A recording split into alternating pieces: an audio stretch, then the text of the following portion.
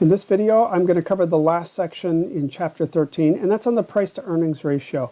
And what this is this is going to be taking our simple models, basically based on the Gordon growth model, and then we added things like return on equity, a little model for growth based on plowback, right? And we got a model that we could relate to certain parameters and things that you could actually look up on financial websites. This last section is taking those ideas and showing that we can actually apply it to a very, very common ratio that people look at called the price to earnings ratio. Let's jump right into that. What is the price to earnings ratio? Okay, so the price to earnings ratio is the ratio of a stock's price per share to its earnings per share. So think of it here, price per share divided by earnings per share. So for example, you might find a price to earnings ratio of, let's say, 20. And what does that mean?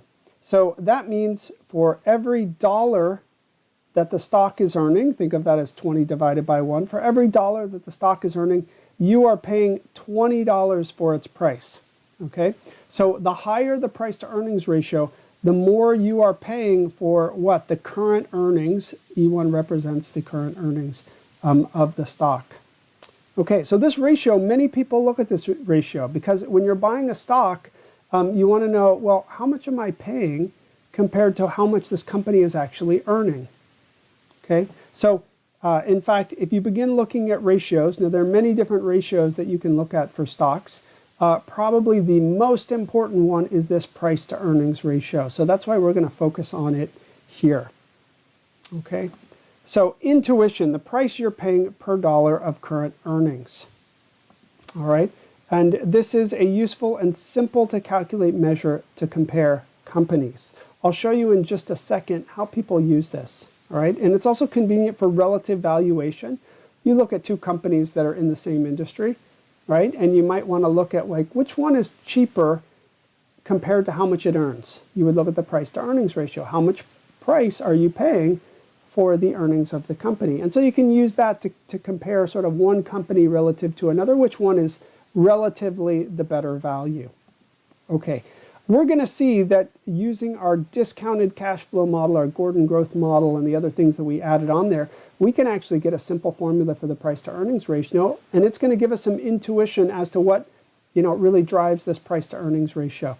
And like I said, this is very, very important and very nice because the price to earnings ratio is probably the #1 ratio that people look at. Okay. So before we dive into the formula and what intuition we can get into price to earnings ratio, I just want to jump over and show you this. Let's jump over to FinViz again, and let's look at a couple of companies and see what the price to earnings ratio is capturing. So I'm going to go to NVIDIA, and what do we know about NVIDIA? NVIDIA is growing very, very rapidly, so very high growth, right, company.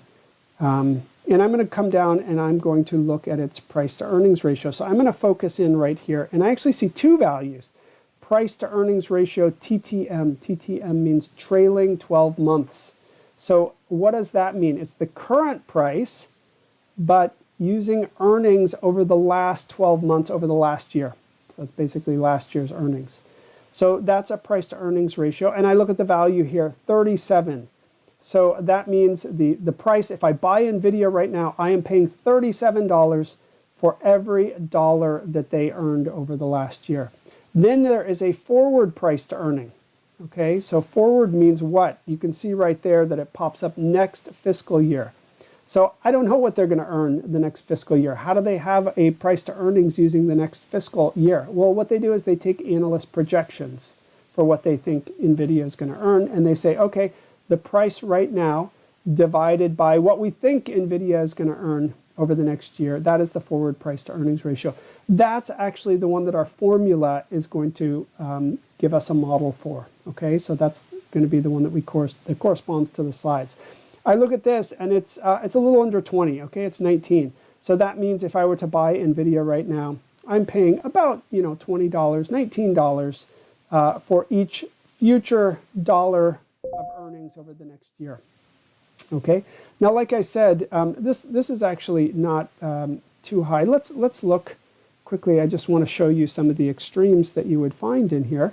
Let's take a look at, for example, Tesla. So I'm going to pull up Tesla, and I'm going to focus on that. And I get a more extreme value, over 100 right now, almost 130 for trailing 12 months earnings, and forward price to earnings $70. So that means if I buy Tesla right now, I'm paying $70 for each projected dollar of earnings over the next year. That's a lot, right? Why would I be willing to pay that much, right? Why would I be willing to pay 70 times what Tesla is earning right now? Well, the only reason I'd be willing to do that is what? I think they're going to grow their earnings in the future. Otherwise, it doesn't make sense for me to pay that much. So here you begin to see that price to earnings ratio, if it's high, that typically indicates growth, a growth company. Otherwise, why pay that much for their earnings? It's because you think their earnings are going to grow in the future. So high price to earnings ratio is typically associated with a growth company. Okay, and let's find like a different one. I'm going to look at Verizon here. Verizon is not projected to be high growth. And I'm going to look at its price to earnings ratio, and let's go down here. And price to earnings trailing 12 months, 10.8, forward 9.25. So we see much lower, right? So much, much lower. I'm only paying about $10 for each dollar of earning. Even if Verizon could not grow their earnings at all, right? If I pay this amount, in 10 years, they are going to have earned that much, the amount that I paid, right? So that's 10 times their earnings. So you can see here Verizon would be much more of a value play, a value company, right? I'm trying to get a good value out of it, rather than a growth play. Like both NVIDIA and Tesla, you are basically buying them because you think they're going to grow a whole bunch, and you're willing to pay that high price. Why? Because you think those earnings are going to grow. Okay, so this is what people normally do. Price to earnings ratio, like I said, there are a bunch of other ratios here, price to sales, price to book, stuff like that. We actually saw the reciprocal of the price to book in the Fromm-French three-factor model. And I told you that that was sort of separating growth and value, okay? This is another very common way that people separate growth and value. High price to earnings ratio would be growth. We saw that like Tesla or NVIDIA. Low price to earnings would be value, okay? So a very common way to use these ratios. Just a little bit of guidance. Normally people say price to earnings ratio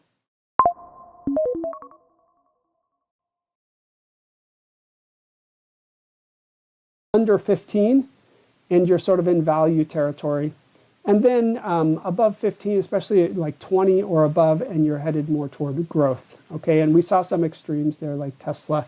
Forward price to earnings was 70. Okay, what are the main, let's jump back to the slides. What are the main things that drive this price to earnings ratio? So many people look at it. Can I get some intuition into what's sort of a reasonable price to earnings ratio from the models that we've developed? And so that's what we're going to focus on here. So let's do that. Let's move forward. So we're going to go back to our model, and we had our Gordon growth model, and we wrote it in terms of earnings, right, and plowback ratio, and this was our formula right here. And so we had the price in terms of that. And what do I note right here? I've got price on one side. I have earnings right here. I can actually divide through by earnings, and I'll get a price to earnings ratio. Let's actually see that. So price to earnings ratio can be related to discount rate, plowback ratio, growth rate on or return on equity. And that's just taking this formula and I'm just dividing both sides by earnings, right? I'm going to divide here by earnings. That's going to cancel out. And I get actually a formula right there for the price to earnings ratio. It says, look, the price to earnings ratio, at least under our assumptions were very strict, but under our assumptions, price to earnings ratio should be what? 1 minus the plowback ratio, divided by the market cap rate minus plowback times return on equity.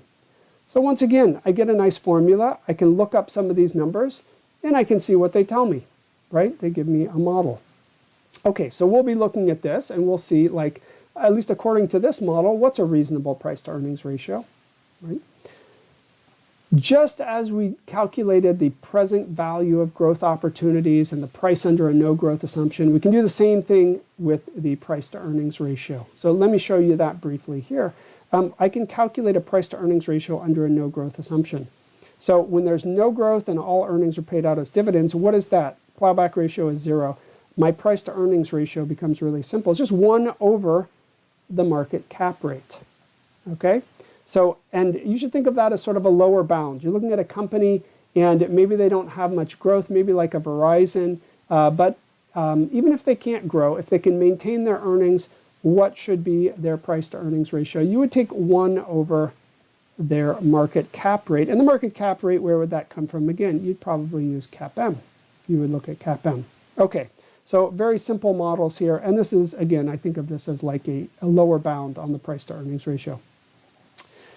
All right, let's see what this model tells us, okay?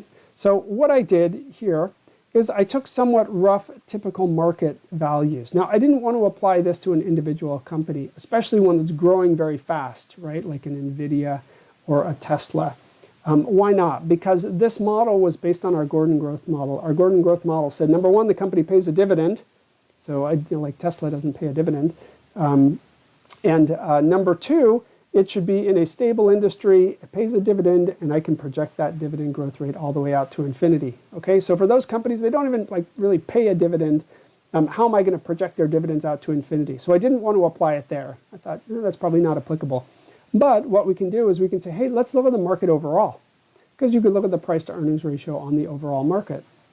So I said, let's look at the price to earnings ratio of the whole market, and let's see what this model predicts for that, and is it any close at all, okay? So here are some typical market numbers. So market cap rate, I chose 10%. This is one where did I get the 10% from? It's basically, if I look at the long-term rate of return of the market, it's about 10%. So I think 10%, that's a reasonable rate of return to expect out of the market. That's really what the market cap rate is. Okay. And I looked up these numbers. I'm sorry I didn't put the reference in here as to where I got them, but plowback ratio about 40%. So that means companies retain about 40% of their earnings, meaning they pay out about 60%. Return on equity was about 15%. And remember, we had a model for growth. So our growth was a plowback times return on equity. Just plugging in the above numbers, you'd get 6%. And then I went back and I just plugged it into this model right here for the price to earnings. So I have B, I have K, I have return on equity, and what do I get? I did that and I got 15. Very interesting, because what I said before is sort of the rule of thumb that people use is like below 15, you're in value territory. Above 15, maybe, above 20, you're in growth territory.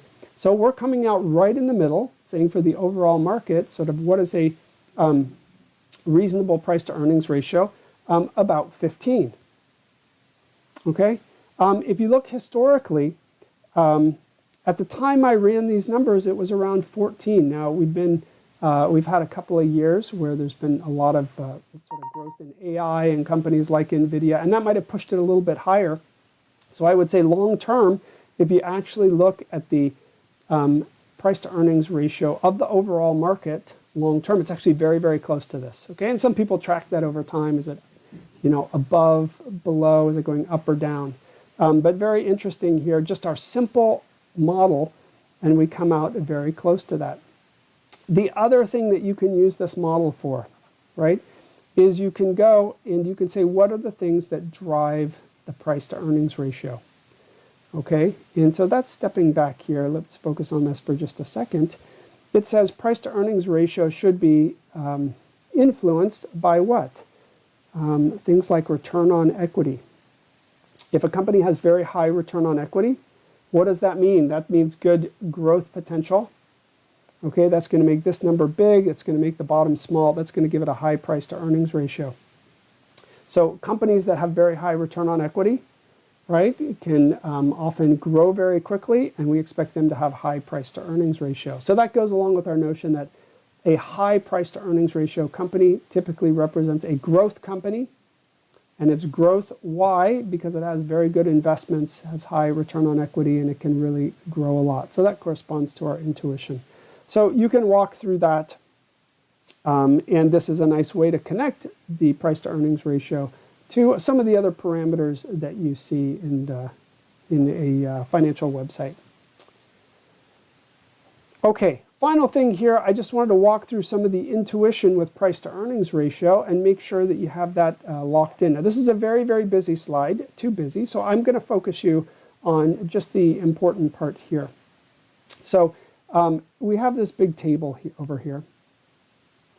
And what does this table have? So this table along here, in the upper here, it has the plowback ratio. Remember, plowback ratio is the fraction of earnings that a company holds on to. Okay? So over here, if it's 0, they don't hold on to any earnings. They pay it all out as dividends. Way over here, they're holding on to a lot of their earnings, 3/4 of their earnings. Okay? And then we have down here, we have their return on equity.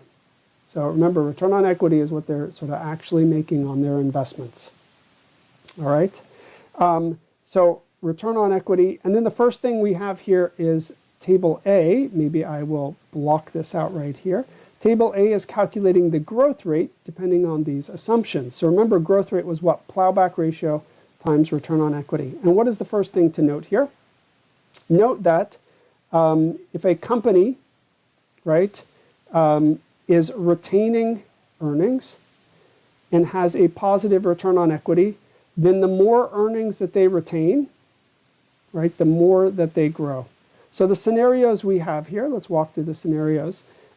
We have 3 different scenarios for their return on equity: 10%, 12%, and 14%.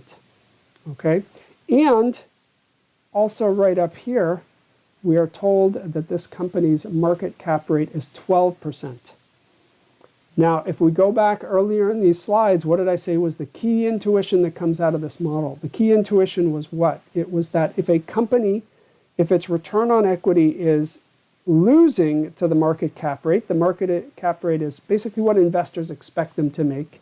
If they are getting less than that, then they're actually doing a bad job. And if they are able to beat that, like 14, then they're doing a good job. Okay?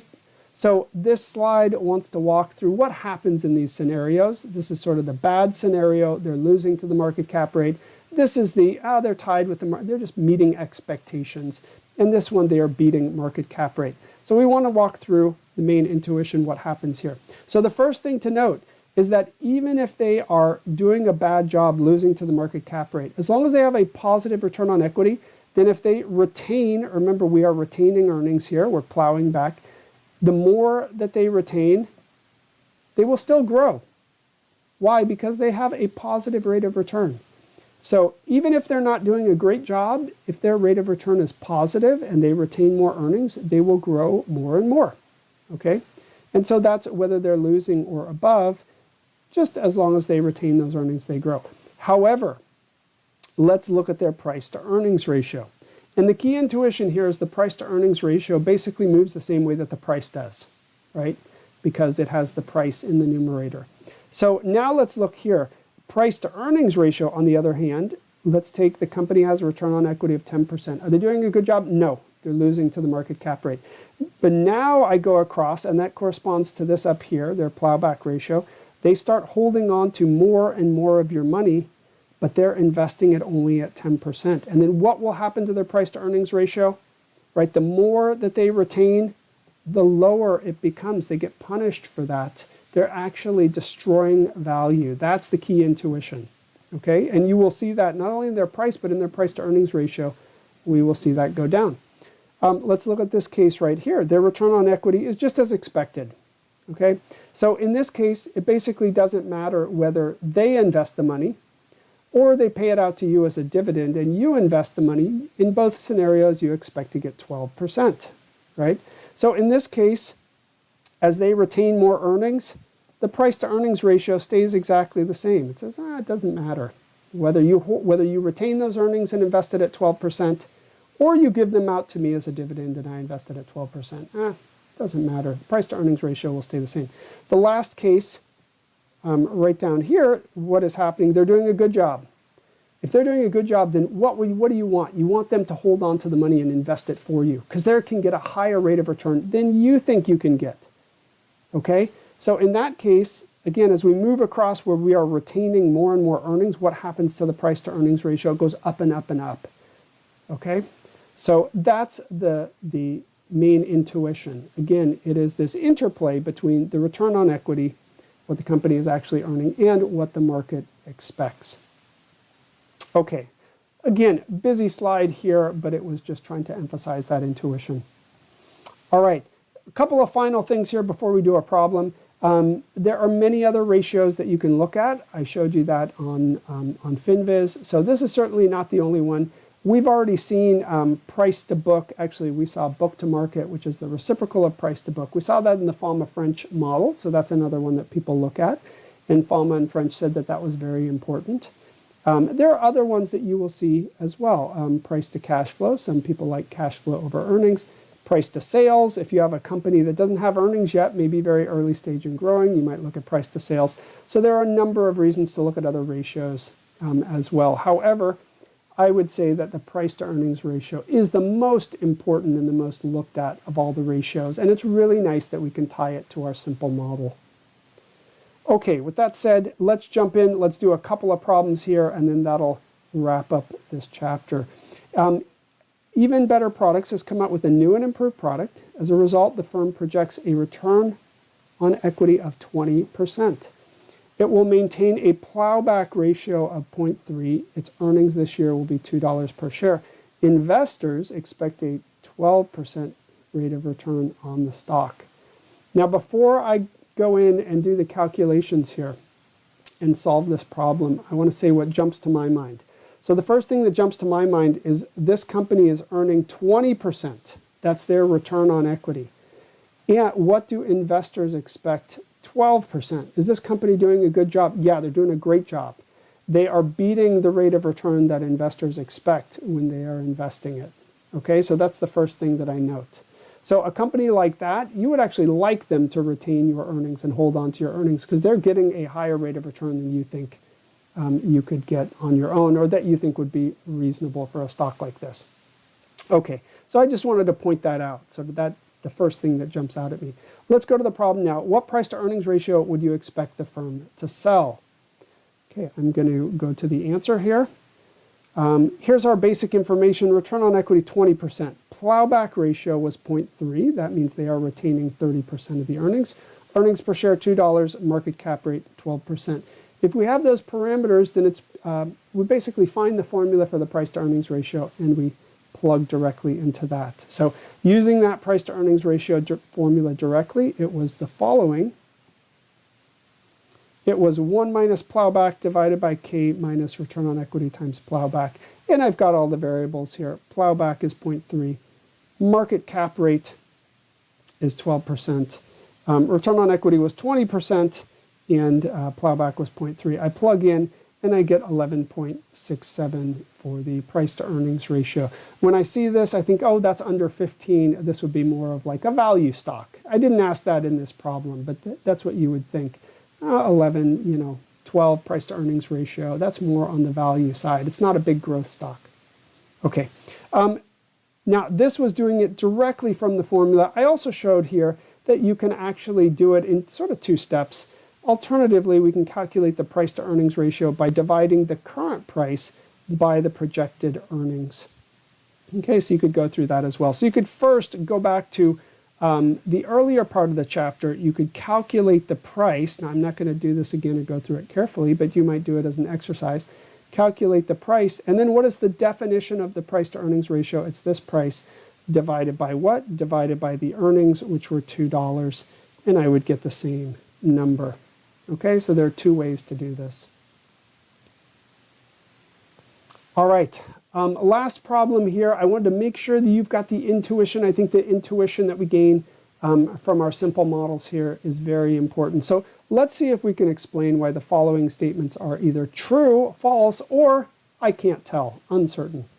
Okay, so the first one, with all else held constant, a firm will have a higher price to earnings ratio if its beta is higher. Okay, I'm going to let you think about that for a second. I'm going to reveal the answer here. So let's think about this. Beta corresponds to what? Risk, market risk. So this stock is riskier. Everything else held the same. If something is riskier, would you be willing to pay a higher price or a lower price if something is risky? So if you think about it, you're like, lower price. I mean, it's risky, so you better give me a good deal, otherwise I'm not going to invest in something that's risky. So that would indicate that the price to earnings ratio should be lower if beta is higher, and that's right. So this one here, the answer is false. A firm with higher price to earnings will have a higher price to earnings ratio if beta is higher. That's false. It should have a lower price to earnings ratio. Higher beta means that the risk of the firm is higher and the discount rate applied to the value the cash flows is higher. Okay, and I'll let you read through that. Let's go to the next one here. Price to earnings will tend to be higher when return on equity is higher, assuming plowback is positive. Okay, so price to earnings will tend to be higher. Let's think about that. If you have a higher return on equity, is the company doing a good job? Yes, it is, right? Because that is the rate of return they're getting on their investment. So they should be rewarded for that, for being able to invest at a higher rate of return, getting that higher return on equity.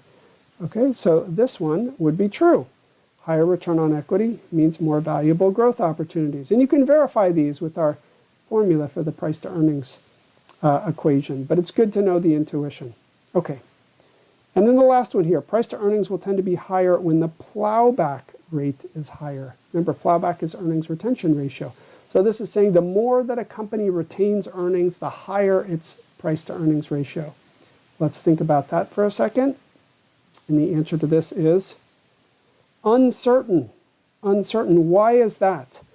That is only if the company has a return on equity that is beating the market cap rate, meaning they're actually investing your money well. They're beating what you think you could get for it. In that case, yes, you want them to retain more earnings, and they should be rewarded for that.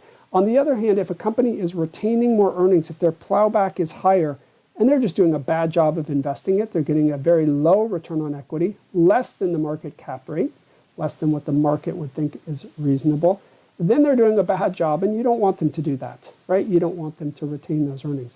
So this one is uncertain. It depends on the company's return on equity. So the answer depends on a comparison of the expected rate of return on reinvested earnings. That's return on equity with the market capitalization rate, right? And again, if the return on equity is higher than the market cap rate, then price to earnings ratio will increase as plowback increases. But if it's lower, then it will actually decrease. Okay, so make sure you understand this intuition that comes from these models.